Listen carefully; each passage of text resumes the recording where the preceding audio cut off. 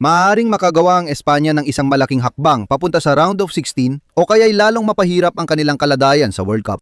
Pagkatapos ng hindi inaasahang tabla laban sa Cabo Verde, halos obligado na ang koponan ni Luis de la Fuente na manalo. May isa pang balitang gumugulo ngayon. Lahat ng palatandaan ay nagsasabing mas maraming minuto si Min Jamal sa ikalawang laban. At iyon ay lubos na magbabago sa laban na ito. Pero anong oras nga ba lalaruin ang laban ng Espanya laban sa Arabia Saudi ngayong weekend? Mag-ingat dahil may kalituhan sa oras ng laro. Ang laban ay gaganapin ngayong linggo, ika-21 ng Hunyo sa Mercedes-Benz Stadium sa Atlanta. At magsisimula ito sa Espanya ng alas 6 ng hapon. Sa Canarias, alas 5 ng hapon sa Portugal, alas 5 ng hapon sa United Kingdom, alas 5 ng hapon. At sa Irlanda rin, magsisimula ito ng alas 5 ng hapon. Kung manonood ka mula sa Pransya, mapapanood mo ito simula alas 6 ng hapon. Sa Italia, alas 6 ng hapon din. Sa Alemanya, alas 6 ng hapon. Sa Netherlands, alas 6 ng hapon. Belgium, alas 6 ng hapon. Switzerland, alas 6 ng hapon. Austria, alas 6 ng hapon. Poland, alas 6 ng hapon. Republika ng Czech, alas 6 ng hapon. Slovakia, alas 6 ng hapon. Hungary, alas 6 ng hapon. At ganon din para sa Sweden, Norway, Denmark at Finland. Simula alas 7 ng gabi, mapapanood mo ito sa Greece, Romania, Bulgaria, Turkey, Ukraine, Saudi Arabia at Qatar. Kung susubaybayan mo ito mula sa United Arab Emirates, kailangan mo itong panoorin simula alas 8 ng gabi. Sa Canada, magsisimula ito ng alas 12. Kung sa Estados Unidos mo ito panonoorin, alas 12 rin ito. Mula Estados Unidos Central, alas 11 ng umaga, para sa Estados Unidos Mountain, alas 10 ng umaga, at para sa Estados Unidos Pacific, alas 9 ng umaga. Kung susubaybayan mo ang laban mula sa Mexico, kailangan ay alas 11 ng umaga sa Guatemala, alas 11 din ng umaga. Ganon din sa Belize, El Salvador, Honduras, Nicaragua, Costa Rica at Panama. Alas 12 ng tanghali, magsisimula ang laban sa Cuba, Jamaica, Haiti, Republika ng Dominicana, Puerto Rico at Trinidad at Tobago.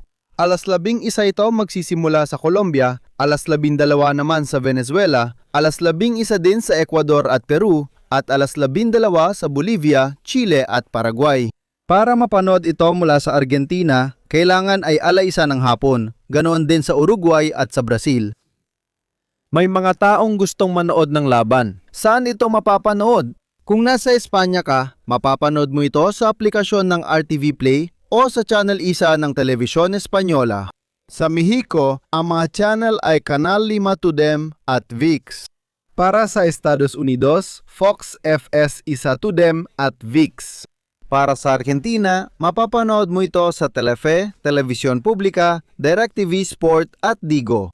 Para sa Chile, mapapanood ito sa Televisión, DirecTV Sport at Digo. Para sa Colombia, sa Caracol TV, RCN, DirecTV Sport at Digo. Para sa Peru, ang mga channel ay America TV, DirecTV Sport at Digo. Para sa Ecuador, mapapanood mo ito sa Teleamazonas, DirecTV Sport at Digo. Para sa Uruguay, mapapanood mo ito sa Kanal 10, Kanal 4, DirecTV Sport at Digo. Para sa Ecuador, para sa Paraguay, mapapanood mo ito sa Telefuturo, SNT at DirecTV Sport. Kung susubaybayan mo ito mula sa Bolivia, kailangan mong panoorin sa Red One Unitel o sa Tigo Sport. Ang laban para sa Venezuela ay mapapanood sa Teleben at DirecTV Sport. At para sa Brazil naman, sa Globo, Sport TV at KCTV.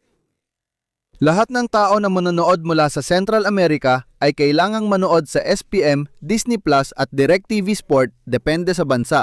Mag-ingat kayo dahil posibleng mabago ng laban na ito ang takbo ng grupo. Tabla ang Espanya sa Cabo Verde at tabla rin ang Arabia Saudi sa Uruguay.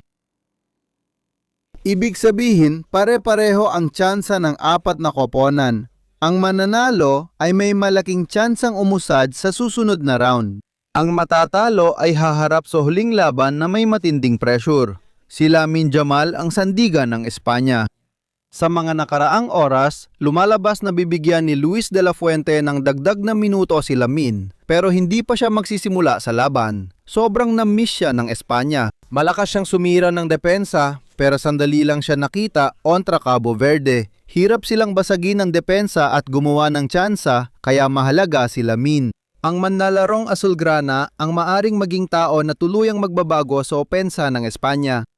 Ang posibleng lineup ng Espanya ay mukhang sobrang kompetitibo. Sa depensa ay sina Unai Simon, Pedro Porro, Pau Cubarsí, Laporte at Cucurella. Sa gitna ng field ay sina Rodri, Pedri at Fabian. At sa unahan naman ay bubuin ni Nico, Dani Olmo at Mikel Oyarzabal. Mag-ingat din tayo sa koponan ng Arabia Saudi.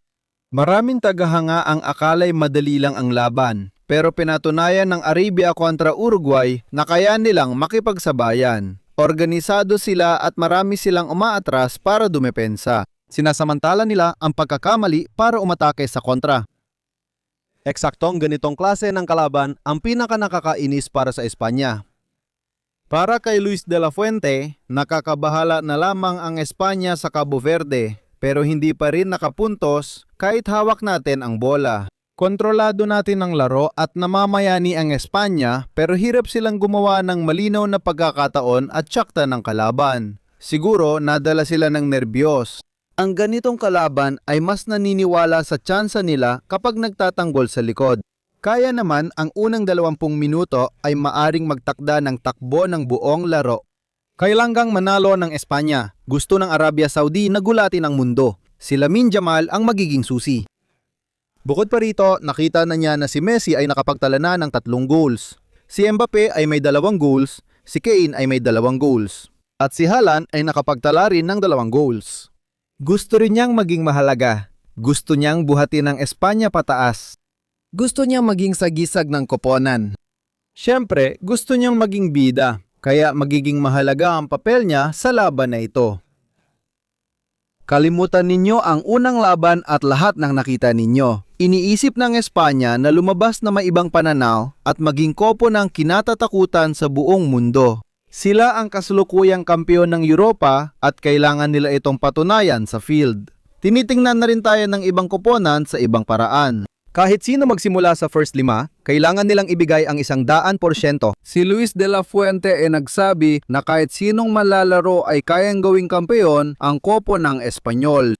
Sa channel na ito, magsisimula kami 1 oras bago ang laro para sa pre-game. Alam mo na rin ang oras ng simula ng laban. Pero gusto naming marinig mo ang aming komentaryo at sabayan mo kami sa excitement. Kaya tandaan mo na ang channel na ito ay live para magkwento ng laban. Narito kami sa mga pinakamagagandang laban sa World Cup 2026 at magpapatuloy pa. Pindutin ang like, mag-subscribe at magkita tayo sa malaking laban, Espanya versus Arabia Saudi. Alam mo na ngayon kung saan at paano ito panuurin.